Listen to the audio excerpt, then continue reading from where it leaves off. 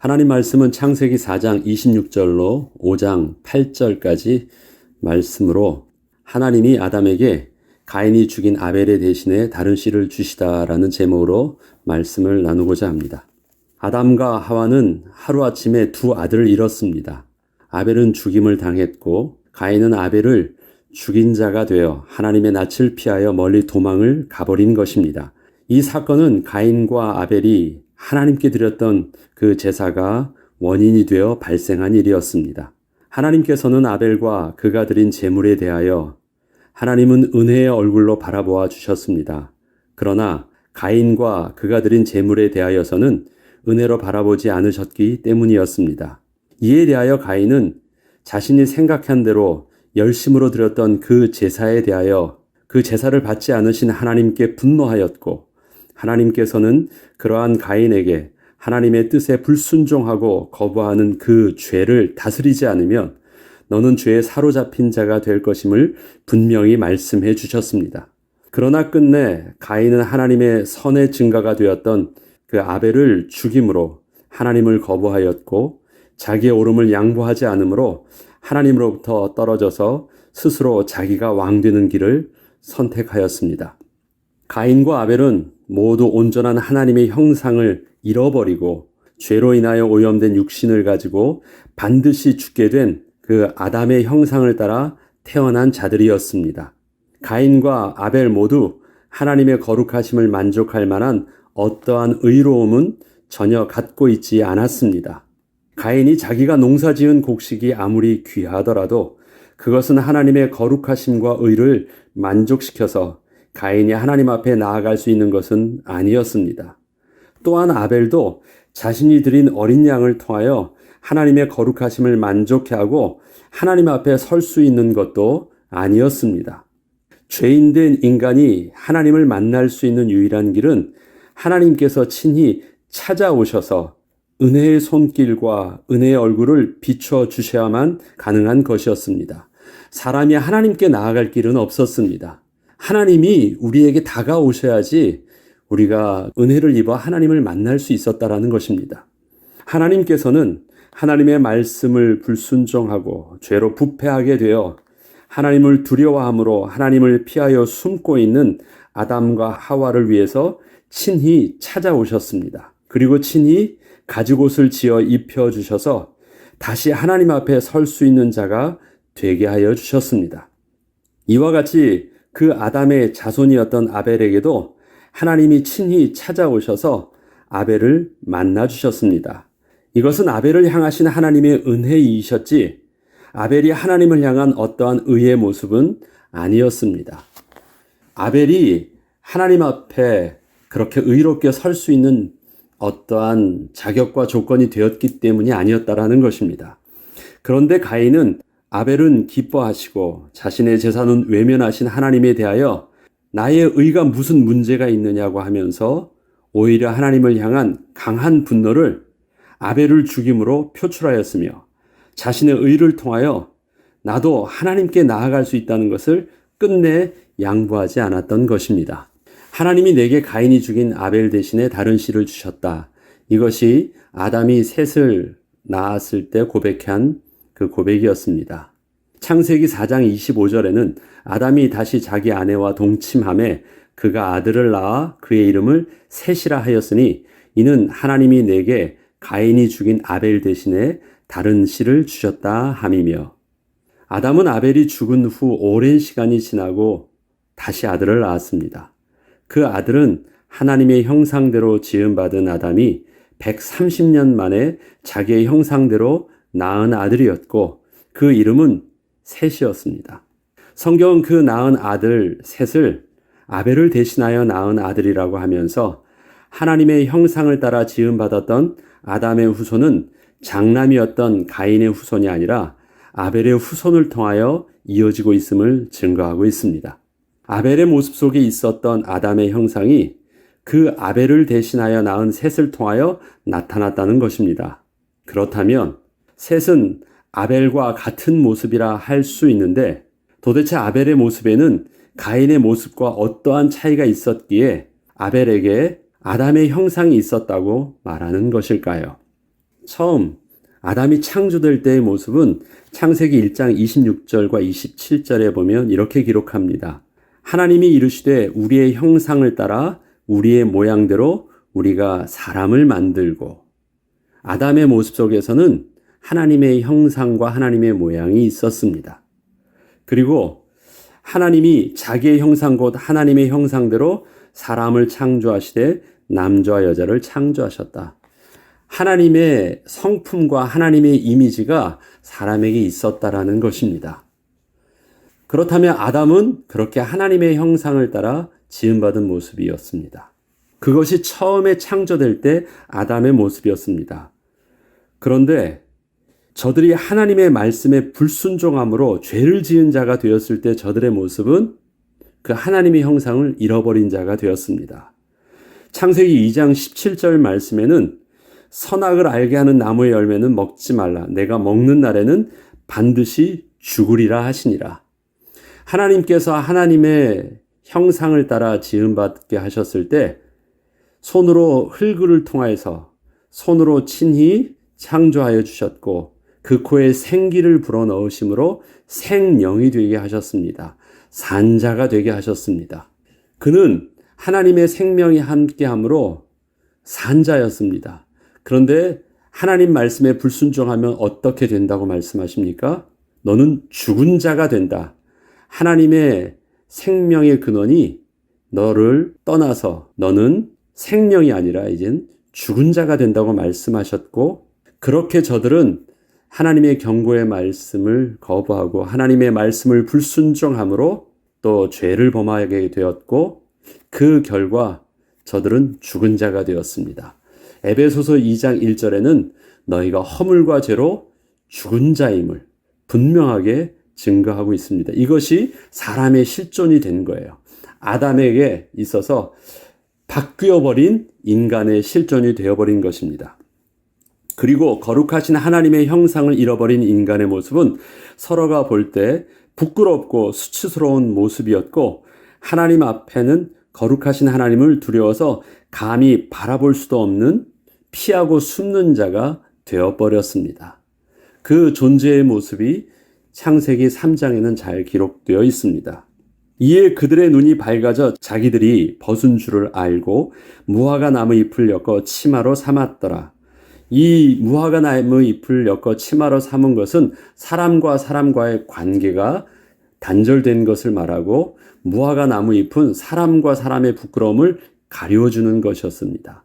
그렇지만 그 옷을 통해서도 거룩하신 하나님 앞에 설 수 있지 못했기 때문에 여전히 그들은 숨는 자가 되었습니다.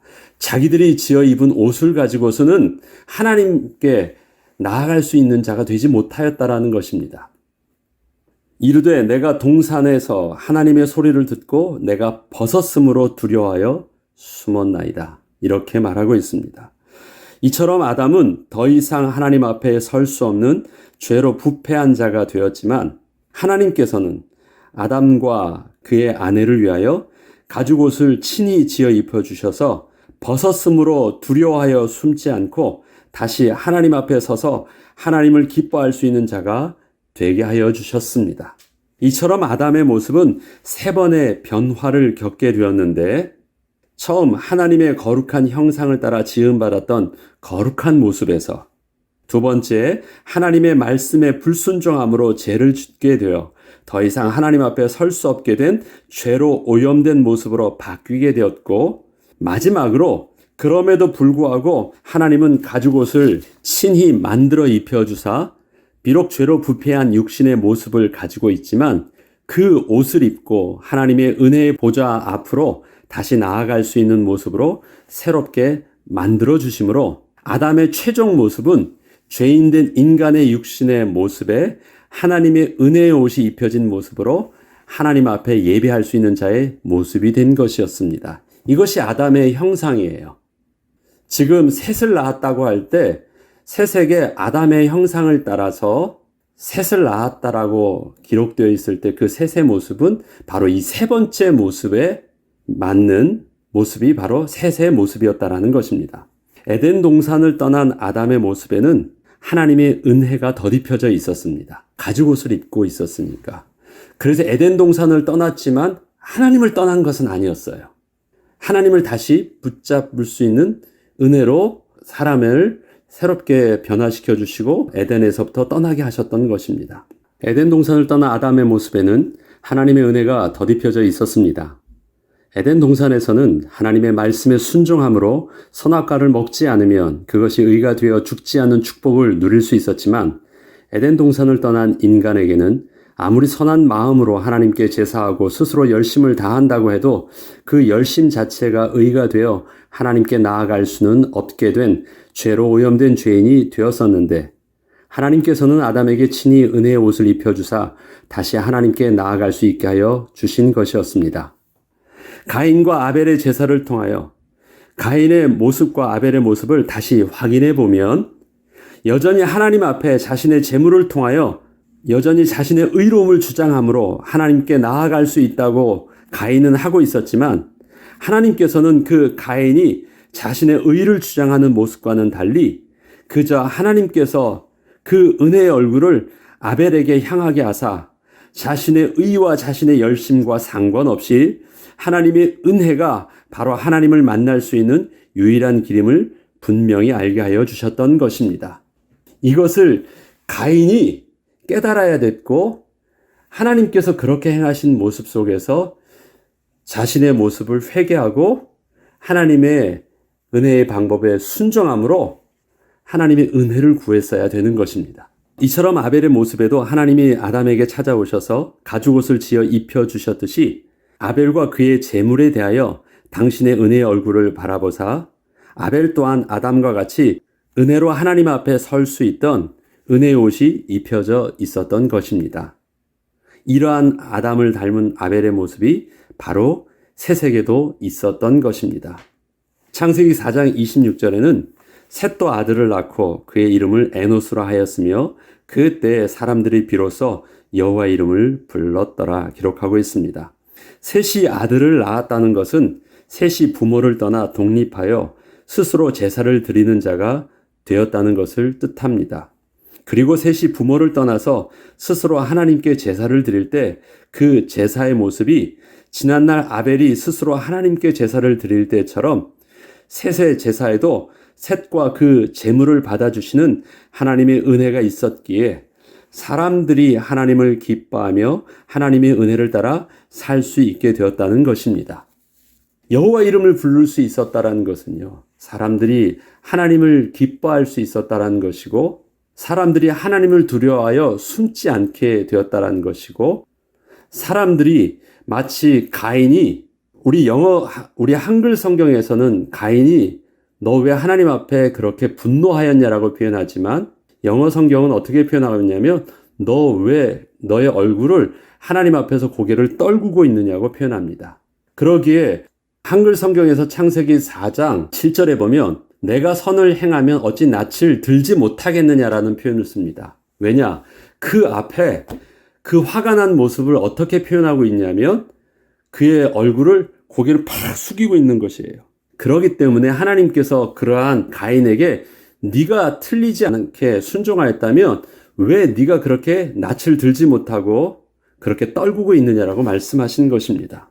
하나님께서는 그 은혜의 얼굴을 셋과 그와 함께 있던 많은 사람들을 통해서 비춰줄 수 있었기 때문에 저들은 하나님 앞에서 기쁨으로 하나님을 대면할 수 있었고 하나님을 즐거워할 수 있고 여호와 이름을 부르면서 참된 예배를 드릴 수 있었던 것입니다.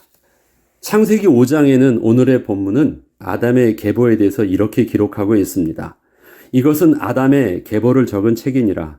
하나님이 사람을 창조하실 때 하나님의 모양대로 지으시되 남자와 여자를 창조하셨고 그들이 창조되던 날에 하나님이 그들에게 복을 주시고 그들의 이름을 사람이라 일컬으셨더라. 아담은 130세에 자기의 모양 곧 자기의 형상과 같은 아들을 낳아 이름을 셋이라 하였고 아담은 셋을 낳은 후 800년을 지내며 자녀를 낳았으며 930세를 살고 죽었더라. 셋은 105세에 에노스를 낳았고 에노스를 낳은 후 807년을 지내며 자녀를 낳았으며 그는 912세를 살고 죽었더라. 아담의 계보는 하나님의 은혜의 백성의 계보입니다. 앞서 말씀드린 것처럼 하나님의 은혜의 옷을 입은 자들의 계보인 것입니다. 이 은혜의 계보에는 은혜의 백성이 아들을 낳은 나이와 그 이후에 자녀를 낳으며 산 날수 그리고 죽은 나이가 반복적으로 동일한 패턴으로 기록되어 있습니다. 자녀를 낳았다는 것은 그가 부모를 떠나 독립하여 스스로 제사를 드리게 되었다는 것이고 그 제사에는 하나님의 은혜의 비밀이 있었다는 것이며 그 은혜의 비밀을 가지고 자녀를 낳고 그 자녀들과 함께 하나님을 기뻐하고 하나님께 예배하는 삶을 살다가 하나님께서 부르실 때 하나님의 품으로 나아갔다는 것을 기록하고 있는 것입니다. 이것이 그 동일한 패턴 속에 담겨져 있는 영적인 의미입니다. 이에 반해서 가인의 족보에는 그 시작이 가인이 여호와 앞을 떠났다라는 것으로부터 시작합니다. 하나님의 은혜 없이 스스로를 보호하며 살기 위해서 성을 쌓았다는 것으로 가인의 인생을 시작합니다. 그리고 그 성의 이름을 자신의 첫 아들의 이름으로 하여서 가인이 친히 자기 후손을 가장 존귀한 자로 스스로 키우겠다는 그 의지를 강하게 드러냅니다. 자기 아들의 이름을 통해서 성의 이름을 지었어요. 내 아들을 가장 존귀한 자와 위대한 자로 만들겠다라는 것이에요. 이것은 아담의 후손들을 어떻게 만드는 것이었는지 근본적으로 다르게 표현하고 있습니다. 그리고 그 후손을 통하여 문명이 발전되었다는 것은 기록하고 있지만 저들이 자녀를 낳고 죽었다는 패턴의 기록은 전혀 나오고 있지 않습니다.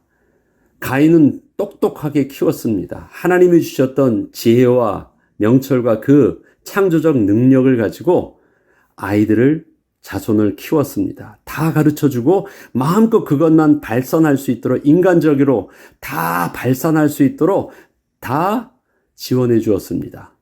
그리고 그 아들은 그의 자녀들은 그렇게 커서 문명의 조상이 될 정도로 뛰어난 자들로 그들은 성장했고 그 능력으로 문명을 발전시켰습니다. 그리고 그 문명이 발전된 결과 속에서 나와 있는 마지막 가인의 계보 속에서 라멕을 통해서 어떻게 변화했습니까? 껍데기는 문명이 최고로 발전된 것처럼 보이지만 하나님 앞에서의 그의 모습은 가장 악이 77배나 더한 그 죄가 77배나 더 악해져서 하나님을 당당하게 대적하고 있는 가장 악한 자로 하나님을 완전히 떠난 자의 모습으로 기록하고 있는 것입니다. 겉으로는 인간적으로 가장 뛰어난 자요, 뛰어난 문명과 축복을 누리는 자처럼 보이지만 영적으로는 하나님을 대적하고 가장 악한 자의 끝판왕으로 가인의 계보를 기록하고 있는 것입니다. 그에 반해서 아담의 계보는 하나님의 은혜 위에 은혜가 넘쳐나고 있음을 기록하고 있는 것이 아담의 계보인 것입니다. 아담의 후손은 하나님의 은혜를 따라 하나님이 선택하여 주사 살게 된 은혜의 백성들입니다. 이처럼 하나님의 백성된 우리에게는 하나님께서 친히 아담에게 지어 입혀주신 은혜의 가죽옷과 동일한 옷으로 예수 그리스도의 의의 옷으로 입혀주셨습니다. 우리의 어떠한 의로움과 열심이 아닌 하나님의 은혜로 오늘도 우리가 하나님께 나아가 하나님을 기뻐하고 하나님을 즐거워하며 하나님을 영원롭게 하는 축복을 우리 자녀들과 더불어 또 하나님께 예배함으로 하나님을 찬양함으로 하나님을 위하여 우리의 삶을 수고하고 또 노력함으로 하나님께 영광을 돌리고 우리에게는 축복을 누리는 그 은혜가 오늘 하루도 함께 되길 주의 이름으로 축복합니다. 기도하겠습니다. 하나님 아버지, 아담의 후손은 허물과 죄로 죽은 죄로 오염된 후손입니다. 그곳에서는 하나님께 나아갈 수 있는 길이 아무것도 없는 저주받은 모습이었습니다. 그렇지만 하나님께서는 아담에게 은혜의 옷을 입혀주사 그 은혜로 말미암아 다시 하나님께 나아갈 수 있게 했던 것처럼 우리에게서는 그 은혜의 옷을 약속하신 대로 예수 그리스도를 통해서 온전히 입혀주사 은혜의 보좌 앞에 담대히 나아갈 수 있는 축복을 여전히 누리게 하여 주셨습니다. 하나님, 오늘도 그 모습으로 하나님께 나아가 하나님의 은혜를 맛보고 공급받으며 그 하나님을 기뻐하고 그 하나님을 찬양하는 거룩한 예배자의 모습으로 오늘도 서게 하여 주옵소서. 감사드리며 우리 주 예수 그리스도의 이름으로 기도합니다. 아멘.